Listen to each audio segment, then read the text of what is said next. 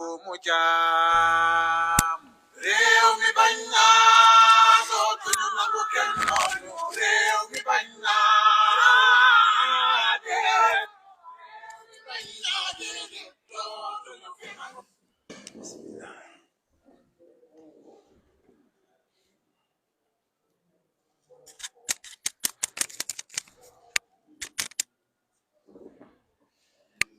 mbokki Sénégal asalaamualeykum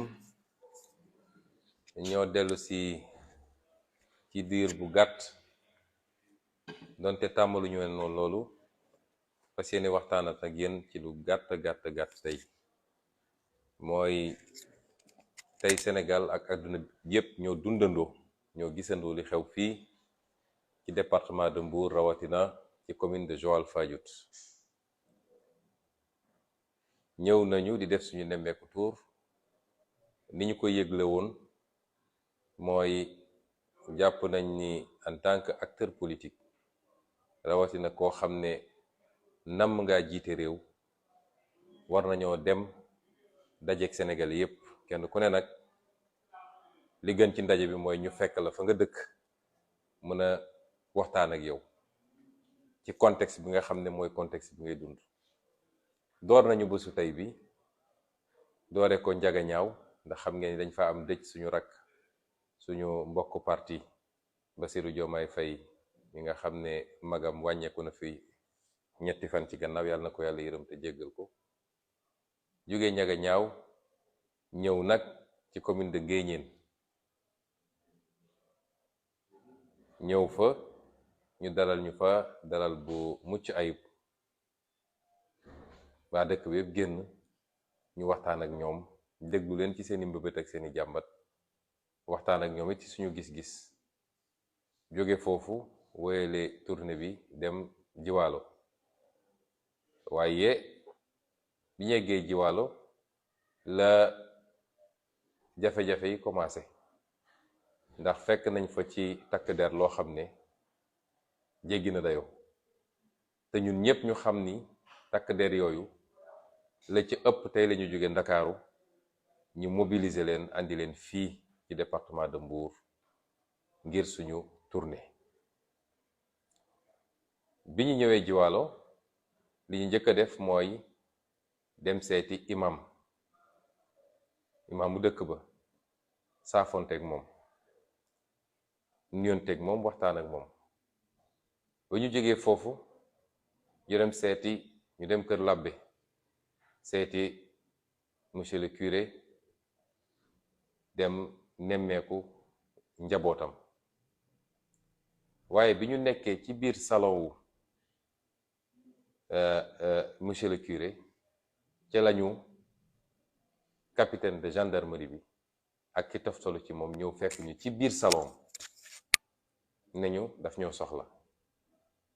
ma ne ko capitaine génnal nga dem xaar ci biti ndax li ngay def du teggin ci république bi ñu nekk te yow biir na la ni bari na kër kilifa diina goo xam ne su doon foofu laa nekk sa fit mayu la nga ñëw fekk ma ci biir salon naan dag maa soxla donc boo ma soxlee demal nga taxaw ci biti ba ma pare li may def bu ma génnee dinaa wax ak yow. bi ñu paree génn wéet ak moom mu ne moom dafa am réquisition préfet moo xam ne dañ ko ne man awma sañ-sañ ci li may def. ñu ne ko war ñu réquisition bi comme dama ànd ak maître Tall te muy avocat te bokk ci département bi ñu laaj ko réquisition bi mu génne réquisition bi won ñu. préfet bind ci ni lim leen sant mooy nañu doxal ordre nañ ko rétablir mooy nañu fexe ba am maintien de l'ordre d'abord mooy fexe ba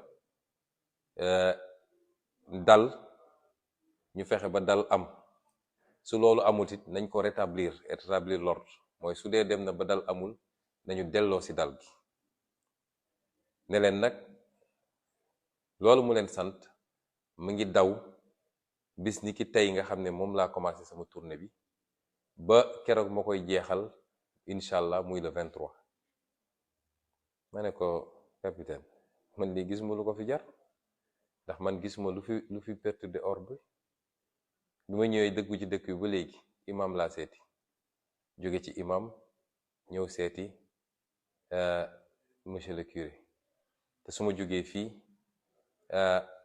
ñu toogal fii xalif général des mourides lay seeti bu ma jógee foofu am na ay mbokk yu nekk fi ma seeti leen bu ma ci paree dinaa dem fële ca quai de pêche bi ci port ba man gisuma lu fi andi perturbation mu ne ma waaw attroupement dafa am fii ci buntu jàngu bi ma ne ko su attroupement mi man daanaka kenn dégguma ma woo kenn ne ko génnal yàllaa def nag ma ne ko yow capitaine su ma ñëwoon seet si la sa kër mun naa ñëw gaare oto dugg man dong waaye balaa may génn attroupement dina am foofu waa koñ bi bu ñu yéegee ni Ousmane Sonko ngi fi ñu bari dinañ génn ñëw taxaw loolu nag yàllaa ko def mënuma ci dara yàllaa ko def dama ko koy sante ndax du sama mérite man soxlawuma organiser ay film ak ay théâtre ci VDN bi di génne ay nit taxaw pour ñu waxal ma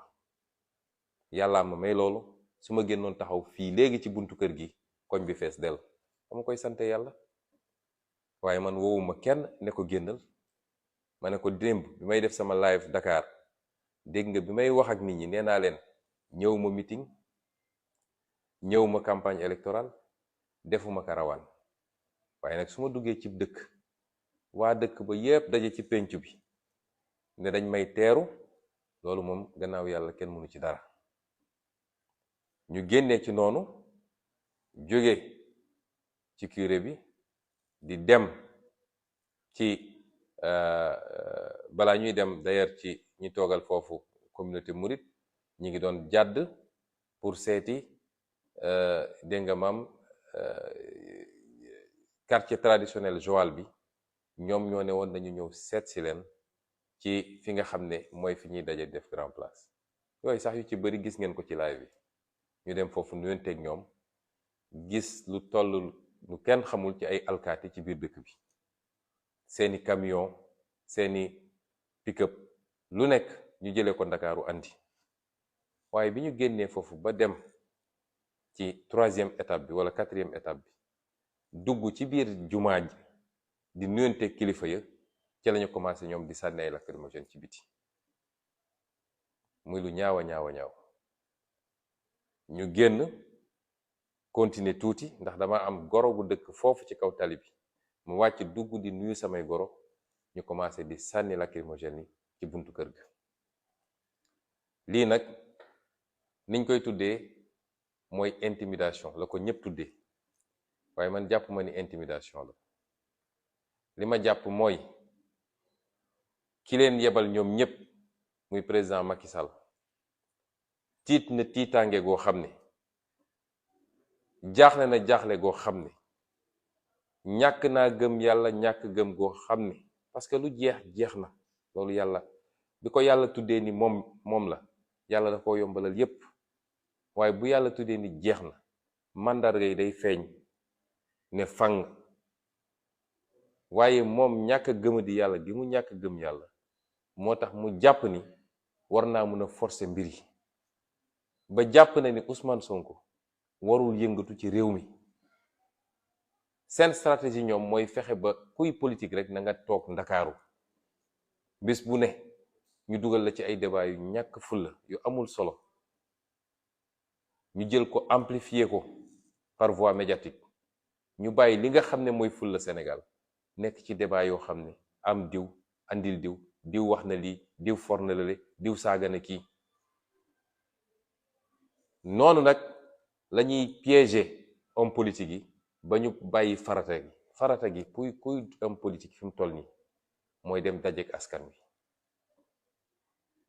rawatina nag ñun ñi nga xam ne biir nañu boo ubbee xolu sénégalais yi ñoo ngi ci biir fu ñu génn sénégalais yi woon ñu cofeel ak mbëggeel waaye surtout yaakaar gu ñu am ci ñun ak la ñuy liggéey moo tax piège boobu bulle boobu nga xam ne dañ koy alimenter jaarale ko ci waxu média réseaux sociaux ñun dañ ko yëkkati teg ko fële dellu si ci réalité bi te réalité bi mooy fee ñu jóge ci àll ba fekk fa sénégalais yi saafonteeg ñoom ñu wax ñu seeni jafe-jafe ci suuf suñuy jaay, seeni jafe-jafe ci ñàkk liggéey, seeni jafe-jafe ci seeni pajukaay, seeni école, seeni jafe-jafe ci seen seen récolte yi nga xam ne jaaxle nañ ndax dinañ ko mën a jaay am déet.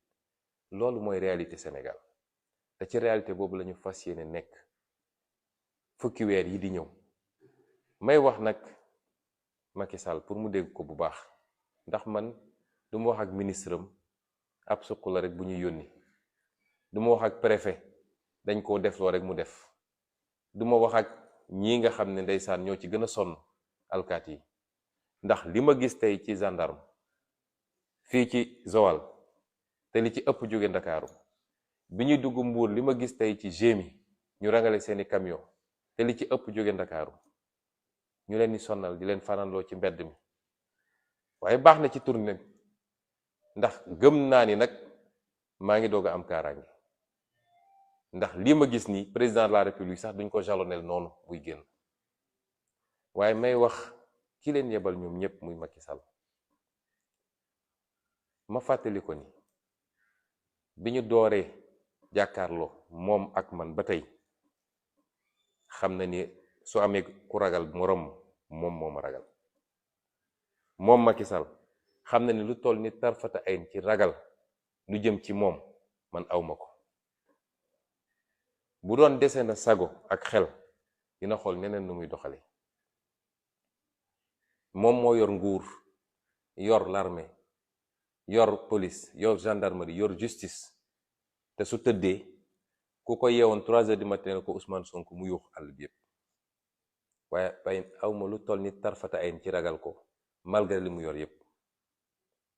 ma koy gaaral nag di ko garantir ni ko bu soobee yàlla nemmeeku tuur bii ñu door niñ ko commencé lañ koy wéyalee ñu mu gën a calmer.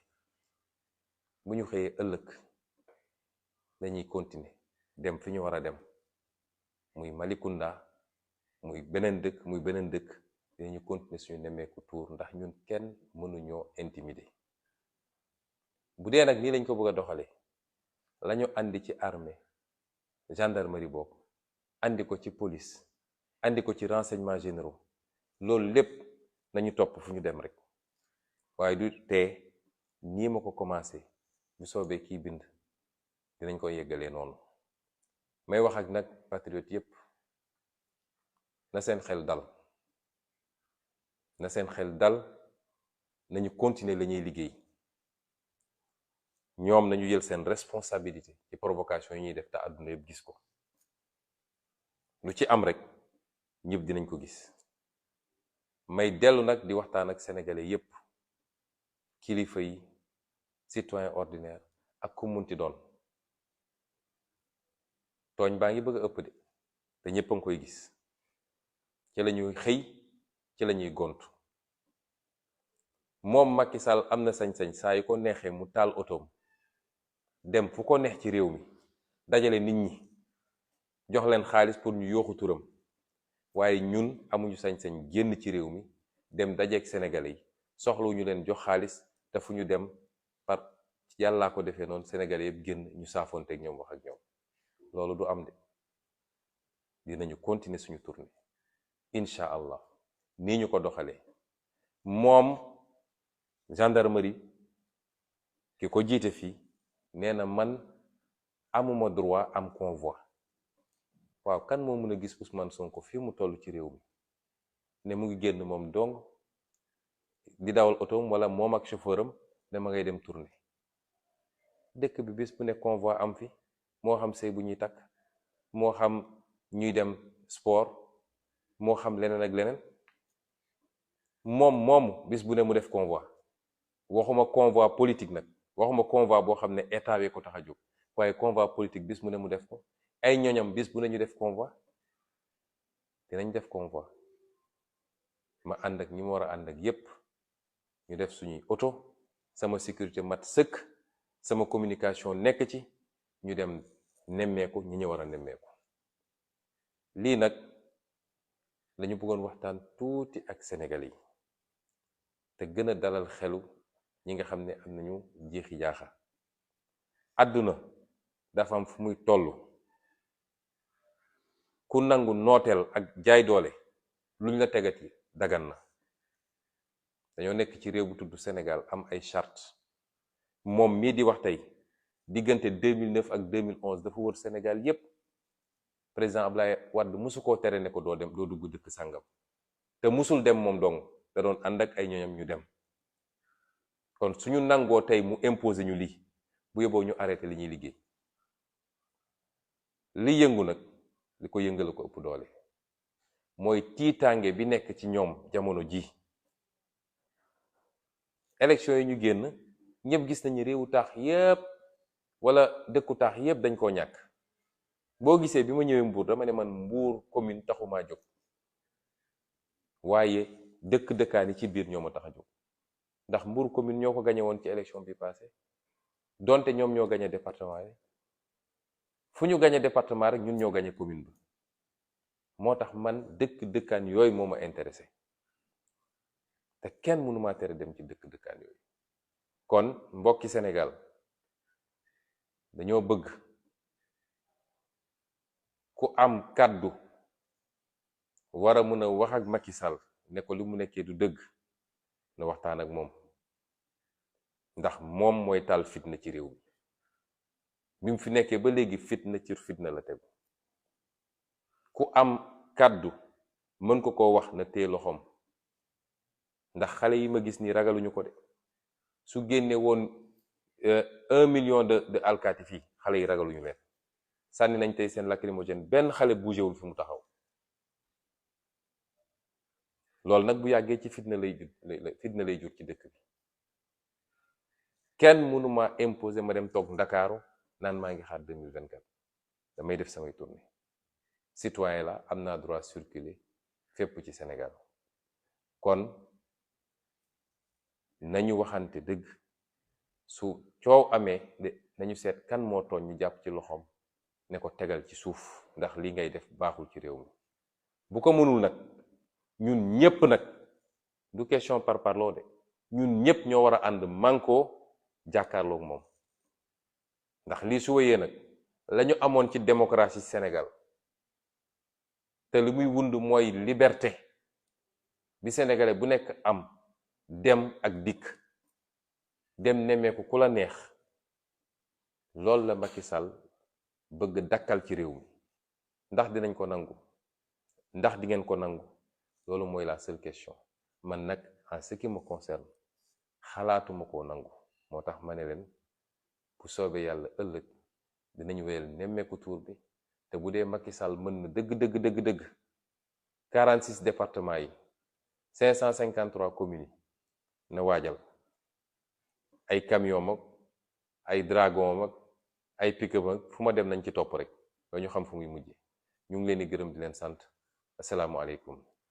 Chers compatriotes, je reviens à vous à peine 24 heures après ma dernière sortie pour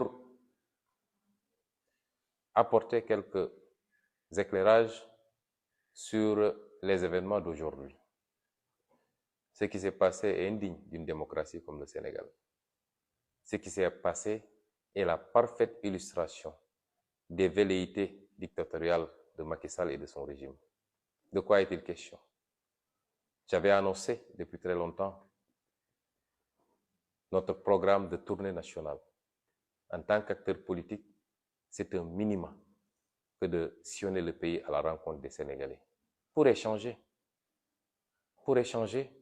recueillir leurs doléances, vivre avec eux leurs problèmes, mais également pour partager avec eux les solutions que nous proposons pour amener le Sénégal à un autre niveau. Cette tournée, nous l'avons démarrée aujourd'hui.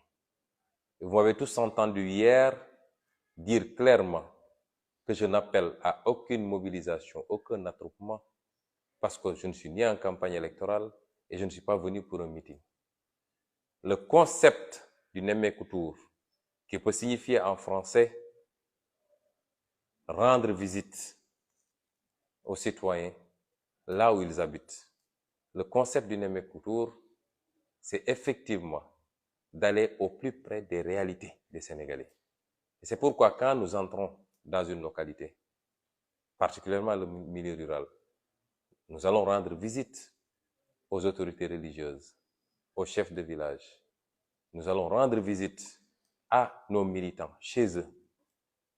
Et il se trouve que par la grâce de Dieu, nous avons atteint un niveau de popularité dans ce pays qui fait qu'à chaque fois qu'on est annoncé quelque part, les populations se mobilisent spontanément, certains par sympathie, d'autres parce qu'ils sont carrément partisans, et d'autres par curiosité. Mais les citoyens se mobilisent spontanément pour venir nous rendre visite, pour venir à notre rencontre. Et aujourd'hui, nous avons commencé cette journée. Nous avons pu commencer par la commune de Niagagnao pour présenter des condoléances. Nous avons continué sur la commune de Nguyen, où nous avons été très bien reçus par les populations. Il n'y a eu aucun trouble à l'ordre public. Nous avons échangé tranquillement avec les populations qui nous ont reçus à la place publique du village. Le chef de village était là, les deux chefs de village, l'imam était là, les dignitaires et notables étaient là, les femmes étaient là, les jeunes étaient là. Nous les avons écoutés et nous leur avons parlé. Nous sommes sortis de cette première étape pour passer dans un autre village à côté, où nous avons rendu visite à l'imam Ratib et à quelques-uns de ses collaborateurs avant de nous acheminer vers Joal. Et c'est là où les problèmes ont commencé. À Joal, nous sommes d'abord allés rendre visite à l'imam. Ensuite, nous sommes allés rendre visite au curé avant de continuer pour rendre visite à la communauté traditionnelle de Joal et enfin aux représentants du Khalife général des Mourides qui est une autre autorité qui prie énormément pour nous et d'une autorité publique. Chez l'imam, évidemment, tout le quartier ayant été informé de notre passage est sorti pour nous attendre devant la maison de l'imam. À la sortie, on les a salués et on a continué directement chez le curé. Et le capitaine de gendarmerie et son adjoint sont venus nous trouver dans le salon même du curé. Ce que je considère comme un sacrilège. Parce qu'il y a des us dans ce pays. Et il faut qu'on respecte un certain nombre de paramètres. Pour dire qu'il avait besoin de me parler parce qu'il a reçu une réquisition du préfet du département.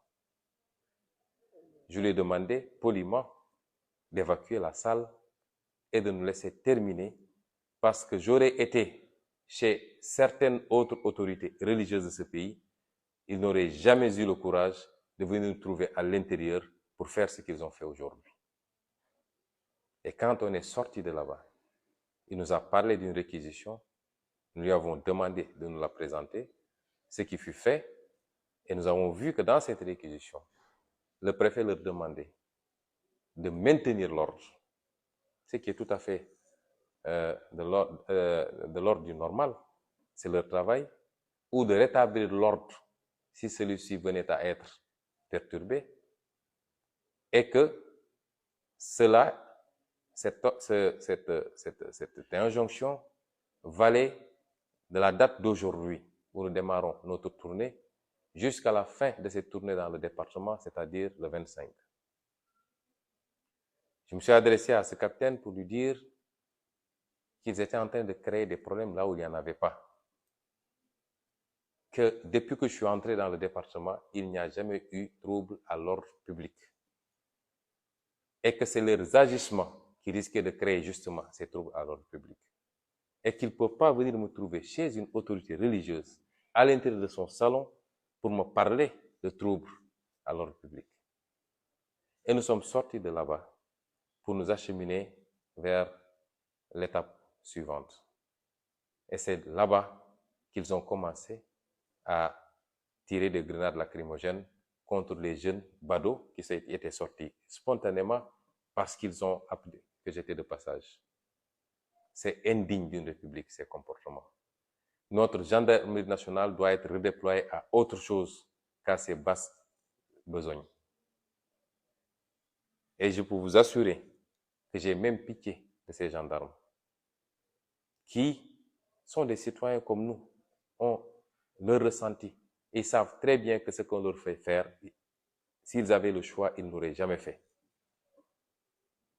Et c'est dommage, et c'est à l'image de celui qui est à la tête de cette gendarmerie nationale aujourd'hui. C'est dommage parce que c'est la gendarmerie aujourd'hui qui trouble l'ordre public au lieu de le maintenir. C'est dommage parce que, à force de se comporter comme ça, ils ont fini par créer une situation de défiance systématique vis-à-vis des forces de l'ordre. Parce que durant tout le temps qu'ils se sont livrés à ces tirs de grenades lacrymogènes, ce qui était frappant, c'est qu'aucun jeune n'a bougé de là où il était.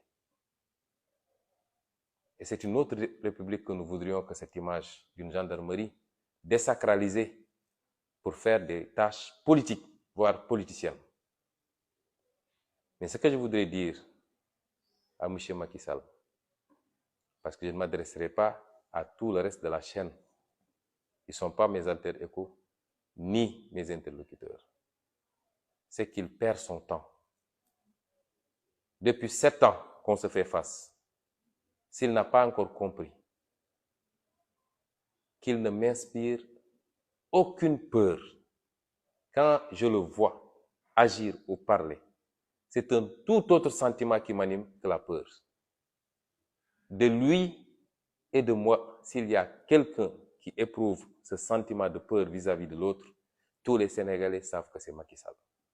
Caché derrière sa gendarmerie, caché derrière sa police, caché derrière sa justice, caché derrière ses renseignements généraux, caché derrière ses partenaires étrangers qui lui donnent tout ce qu'il veut en termes de moyens de répression. Mais malgré tout, il est passé même de la paranoïa à la schizophrénie. Parce que ces comportements sont des comportements schizophrènes. Et je voudrais demander à tous ceux qui, dans ce pays, sont épris de justice, mais surtout de paix, tous ceux qui tiennent à la stabilité de ce pays, je voudrais leur demander, en tout cas à tous ceux qui peuvent avoir la possibilité de lui parler, de le ramener à la raison. Parce que ce pays ne sera jamais transformé en une dictature. Les Sénégalais se sont beaucoup battus pour avoir ce niveau de démocratie que nous envie tout le monde. Et ce ne sera pas avec Macky Sall qu'on tombera dans une ère de dictature. La Constitution garantit un certain nombre de libertés, parmi lesquelles la liberté d'aller et de venir, la liberté de réunion et la liberté d'association. Macky Sall n'est pas au-dessus de la Constitution. Lui, il peut se permettre d'organiser ses balades quand il veut, des simulacres de balades, des mises en scène dignes du Grand Théâtre ou de Sorano. Mais nous n'avons pas le droit d'organiser nos sorties. Et si c'est un crime aujourd'hui d'être populaire, nous sommes d'accord d'être pénalisés. Nous n'avons pas besoin d'appeler les Sénégalais pour qu'ils sortent. Par la grâce de Dieu, nous avons atteint ce niveau. Je le dis sans pédanterie, je le dis avec toute l'humilité qu'il faut, mais c'est ça la réalité aujourd'hui au Sénégal.